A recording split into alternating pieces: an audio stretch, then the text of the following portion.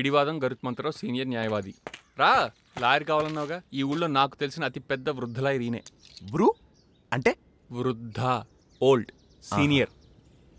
చూపించానుగా మరి. Foreign, hotel, promise promise promise promise. మా వాడు మీకు అన్ని విషయాలు చెప్పాడు అనుకుంటాను.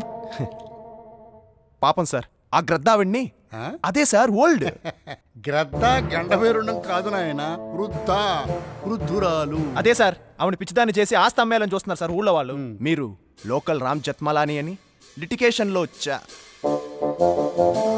చాణక్యుడని ఊర్లో అందరు చెప్తే నేను మీ దగ్గరకు వచ్చాను. ఏదో ఒకటి చేసి ఆస్తి నాకు వచ్చేలా చూడండి sir. I believe nothing comes free sir. Me practice చేయడానికి హైకోర్టు కట్టిస్తాను. మీరు ఎవరైనా లవ్ చేశారనుకోండి.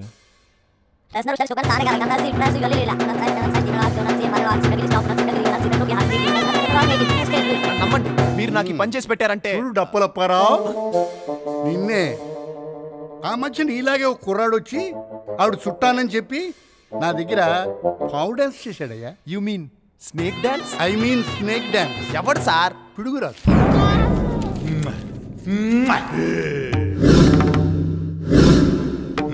ఈ పేద విలేజ్కి వీడు దరిద్ర ఫైనాన్షియల్. రైతులు పొలానికి పోకముందే మిడతలా దాడి చేస్తారు. ఈ పిడుగురాజు పెట్టుకుంటారా? రేయ్, ఈ కుర్చీలు మొత్తం నేలమట్టం చేసేయండి అమ్మా. ఇదన్నయం పిడిగిరాజు గారు. ఆహా, లెక్కనమ్మా.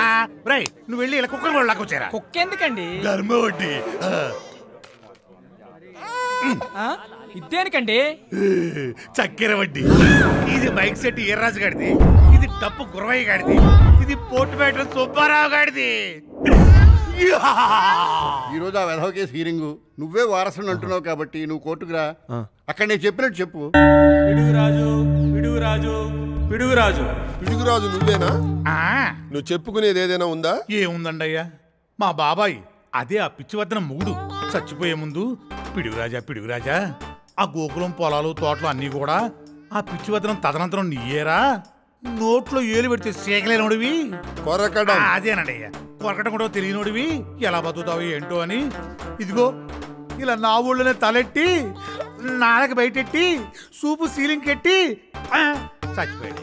సరే, అప్పుడప్పుడు నా ఆస్తులు చూసుకుందాం కదా అని వెళ్తుంటే ఆ పిచ్చివద్దనం ఎస్వీఆర్ అనే రౌడీని పెట్టి నన్ను బెదిరిస్తుందండి అయ్యా.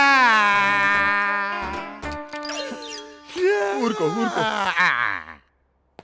అయినప్పటికీ నా క్లయింట్ పిడుగురాజు 5 ఎకరాల భూమి కబ్జా చేసి కమిట్ అయ్యావు. చెప్పు చెప్పు. ఐ మీన్ 5 ఎకరాల భూమి స్వాధీనపరచుకుని దాన్ని సేద్యం చేస్తుంటే కబ్జా చేశారంటే కోర్టు చుట్టూ తిప్పుతున్నారు. అయితే ఆస్తులకి నిజమైన వారసుడు ఇతనేనంట. అవునండి అయ్యా. కాదు, నేను. ఎవడాడు? నేనే నిజమైన వారసుని అంటున్నావు. ఎలా?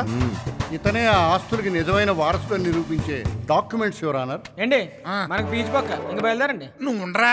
మరి నువ్వేమవుతావు అచ్యుతరాణి గారికి? సాక్ష్యం ఉందంటయ్యా, మా ఊరు ఎంపీటీసీ. ఎంపీటీసీ గారు, ఆయన మీకు తెలుసా? ఆయన ఆడు అన్నాడు. తెలీదు, ఉత్త ఎదవా.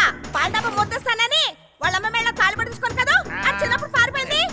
Order order. నో ఆర్డర్, నాకేం ఆకలేదు. ఆ ఎదవా అచ్యుతరామయ్య గారి మేనల్లుడు దాయాది కొడుకు. అన్ని అబద్ధాలు చెబుతావు. అసలు ఈ ఆస్తికి వారసులు ఎవరో ఆ వర్ధనమ్మ గారే స్వయంగా కోర్టుకు వచ్చి తెలియజేస్తే సరిపోతుంది కదా యువర్ ఆనర్.